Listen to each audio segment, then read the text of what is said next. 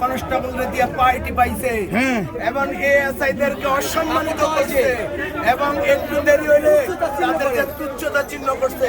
কেন আমি মাঠের সাংবাদিক, আমি জানি ওসিদের কারণে কোন রকমের তারা মুখ খোলায় কথা বলতে পারছে না।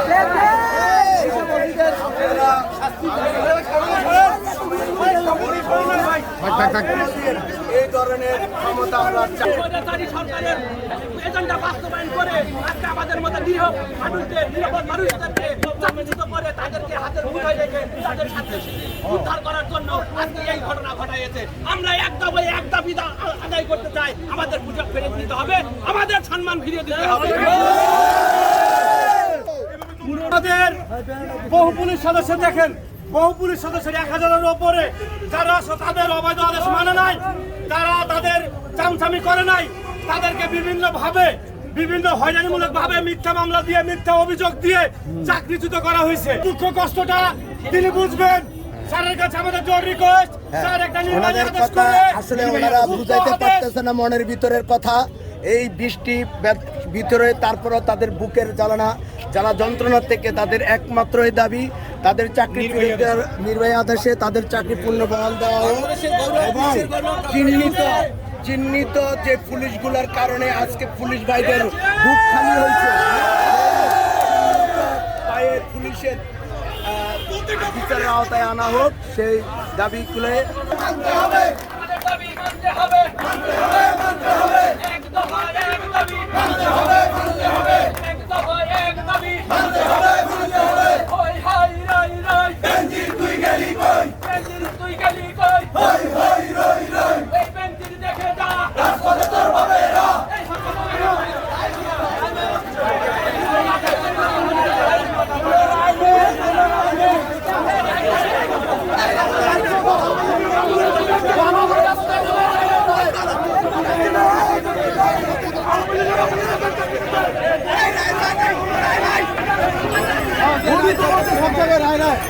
আমার রাস্তা নামাই কিছু নাই।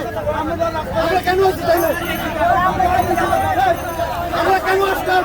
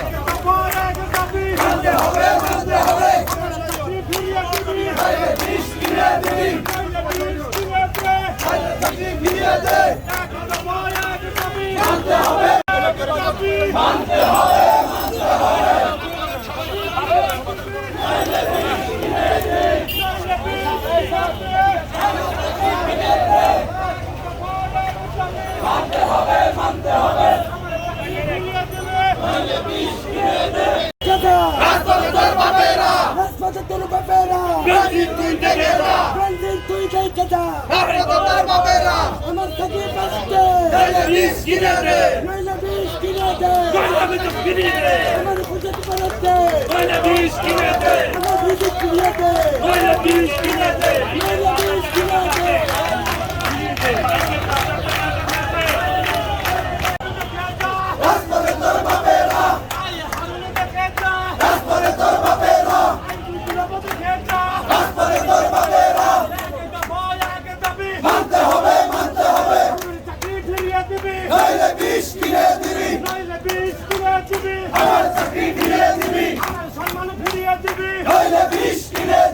আমার ইজ্জত ফিরিয়ে দিবি।